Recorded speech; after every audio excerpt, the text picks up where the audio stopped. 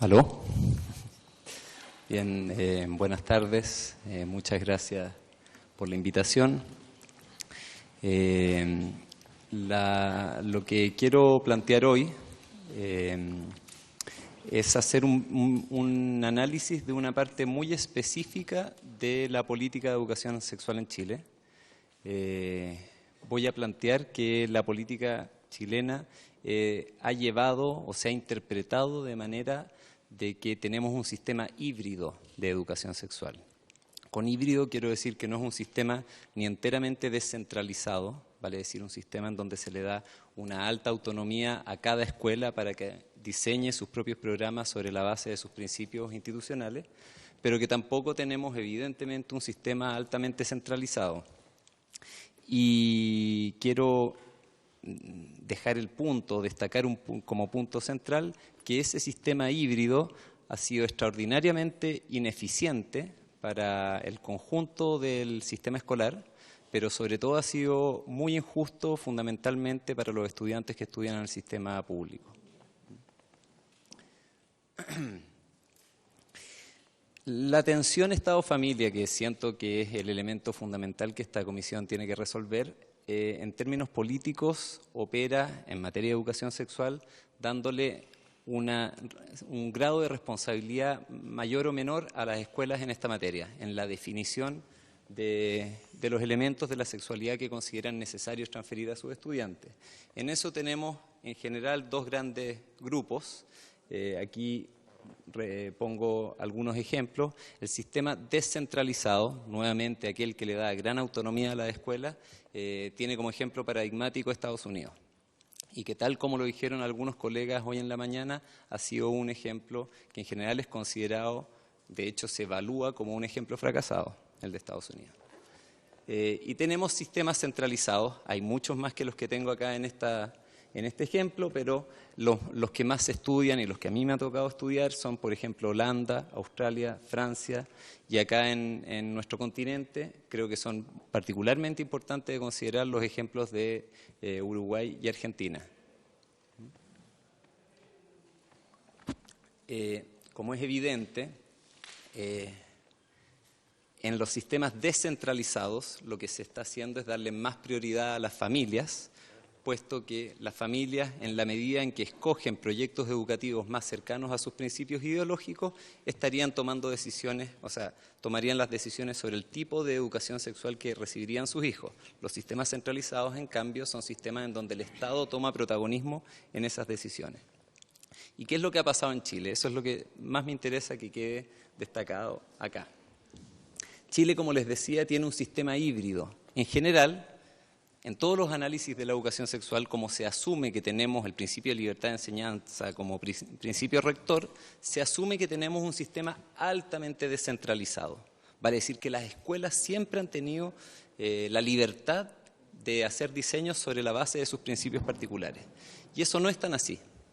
Nosotros tenemos un sistema híbrido, porque tenemos componentes que están descentralizados, que son aquellos de las políticas específicas de educación sexual, pero sin embargo también tenemos una serie de componentes que están centralizados, que operan desde el Ministerio de Educación y que, en mi opinión, han operado como una garantía para los estudiantes. Y les voy a explicar por qué.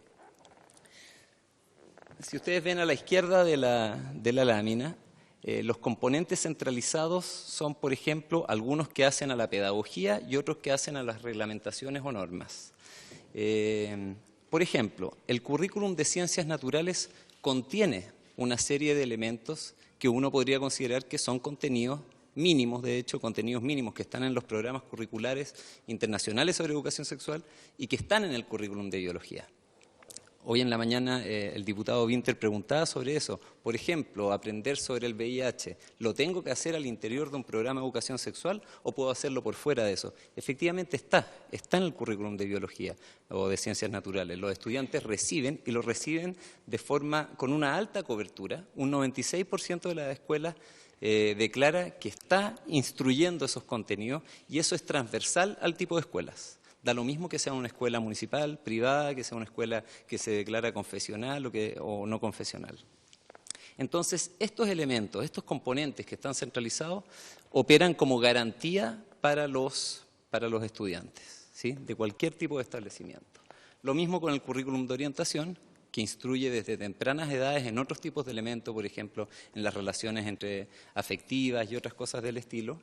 Y además hay una serie de otros documentos, que son documentos de gestión, como por ejemplo el protocolo ante el maltrato y abuso sexual, apoyo a estudiantes embarazadas, hay un reglamento también de no discriminación por orientación sexual y así varios. Hay un reglamento, por ejemplo, de cómo hacer gestión con enfoque de género.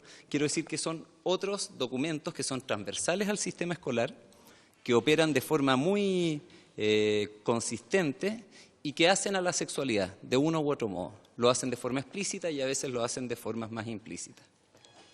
Entonces, de nuevo, los componentes centralizados, por decirlo de algún modo, han sido altamente exitosos en nuestro país. No podemos decir que en nuestro país no se hace educación sexual. Se hace, y se hace sobre la vía de esos elementos. Por otro lado, tenemos los componentes que están descentralizados, que son aquellos que comento que hacen referencia a las políticas específicas que hemos tenido. Por ejemplo, la ley 20.418 que le dice a las escuelas, cada uno de ustedes tiene que desarrollar su propio programa institucional. ¿Y qué pasa ahí? En general, la cobertura de esos elementos, de esos componentes, es muchísimo más baja. Por ejemplo, en relación a los programas, un 40% de las escuelas declara tener programas de educación sexual. Haber diseñado ese instrumento de gestión, solo un 40% de las escuelas. El año 2016 probablemente ha cambiado posteriormente. Y con respecto a las asesorías técnicas, y esto es muy importante porque, como ustedes saben, hubo una política de educación sexual en el primer gobierno de Sebastián Piñera, de la cual se discutió hoy en la mañana, que puso todo el enfoque en estas asesorías. O sea, externalizó la educación sexual a un grupo, a una industria de organismos asesores, aspirando a que eso de algún modo se hiciera cargo de un área completa de la educación, como era la educación sexual. ¿Y qué es lo que encontramos? ¿Cuál fue el resultado de aquello? Bueno, que de la totalidad de las escuelas, solo un 27% contrató efectivamente un programa de educación sexual. Esto es muy relevante porque una política entera de educación sexual fue útil para un 25% de las escuelas, nada más. Pero más aún, y el problema principal en mi opinión, es que fue útil para un 40% de los establecimientos privados y apenas para un 11% de los establecimientos públicos, de los establecimientos municipales. Vale decir, 1 de cada 10 establecimientos municipales pudo recoger el guante, por decirlo de algún modo, de esa política. Estoy hablando fundamentalmente de la política del portafolio o de los 7 programas de educación sexual. Ahora, dicho eso, uno podría en este punto decir, bueno, si tenemos componentes centralizados que están teniendo un buen resultado, tienen una alta cobertura, funcionan en el sistema, se transfieren a los estudiantes, entonces quizás tenemos el problema resuelto. Si esos componentes contuvieran todos los elementos que consideramos necesarios, uno podría decir, bueno, el problema está resuelto. Sin embargo, ¿qué es lo que pasa? Que esos contenidos que están en el currículum de ciencias naturales, que están en el currículum de orientación, apenas se hacen cargo de un 34% de los elementos que se han considerado estándares internacionales curriculares en materia de educación sexual. ¿Sí? O sea, esos contenidos que son garantía para nuestros estudiantes, con independencia del tipo de establecimiento en el que estudian, apenas operan en un tercio de lo que consideraríamos necesario. Y además, si ustedes se fijan, tienen una orientación bastante evidente. Son contenidos que tienen que ver con un tipo de educación sexual que yo consideraría que es un tipo de educación sexual más bien antigua, la de los 80, que es aquella que estaba orientada exclusivamente a preparar a los estudiantes para su primera relación sexual. Un poco las caricaturas que uno ve continuamente, saber usar, ponerse un condón, saber algunas cosas vinculadas con la anatomía, con el desarrollo sexual. Son ese tipo de elementos los que hoy en día están garantizando nuestro país. Sin embargo, otros elementos que tienen que ver con las transformaciones culturales de la sexualidad, esos están casi enteramente omitidos en nuestro país. ¿Sí? Los colores significan verde, es que se está trabajando. que está en el currículum. Amarillo es que se trabaja de forma, digamos, más o menos, sí, parcial. Y rojo es que no está por ningún lado en el currículum, ¿sí? Entonces, por decirlo de algún modo, la reproducción humana está en el currículum, la pubertad y adolescencia está en el currículum, pero otros elementos, como por ejemplo la importancia del consentimiento, simplemente se omite en la enseñanza a los estudiantes, o los elementos de derecho, o cuestiones como el placer sexual, incluso la abstinencia sexual, que algunos grupos dirían, bueno, esto es importante que esté en el currículum, tampoco está, ¿sí? Ahora, ¿cuánto tiempo me queda? Entonces, muy cortito. Les traje este documento. Lo que yo les he mostrado hasta ahora es información cuantitativa, pero desde el año pasado estamos entrando a distintas escuelas intentando entender qué pasa cuando una escuela autónomamente hace un esfuerzo por resolver este problema, por llevar adelante todos estos elementos que no están siendo considerados en el currículum. De algún modo lo que hicimos fue ver qué es lo que pasaría, por ejemplo, si una ley forzara a que los establecimientos y los docentes hicieran educación sexual sobre la base de las condiciones que tienen ahora. ¿Y qué es lo que nos encontramos? ¿Sí? ¿Sí? Pero continúo, ¿cierto? ¿Qué es lo que nos encontramos? Dos cuestiones que en mi opinión son muy interesantes.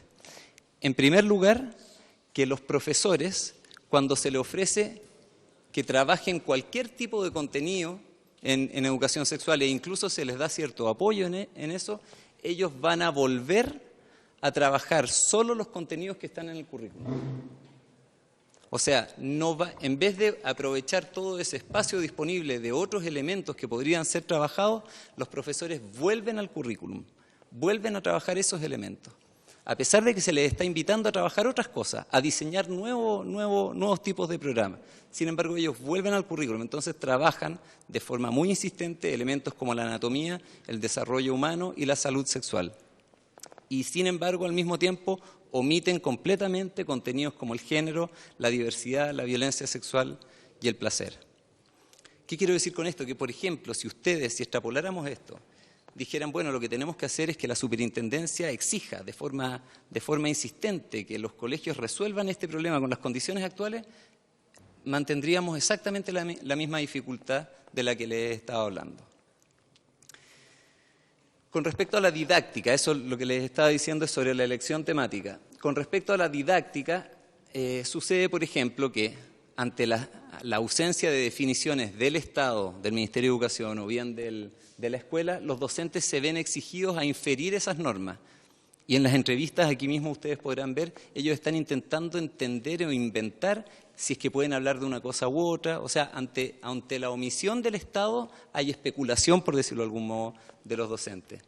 Hay planificaciones de muy baja calidad, fundamentalmente porque no se usan fuentes confiables y porque no hay un hábito de planificación en esta materia. Y el resultado son prácticas de baja calidad pedagógica que no se sistematizan. Entonces, para concluir, quisiera repetir estas dos ideas. Chile cuenta con un sistema de educación sexual que es híbrido, no es entero descentralizado, que garantiza la implementación de un conjunto muy reducido de contenidos, 1/3 de lo que se debiera. Además, este sistema opera en términos generales para el conjunto del sistema de forma muy ineficiente, pero además muy injusta, porque es útil solo para los estudiantes de colegios privados.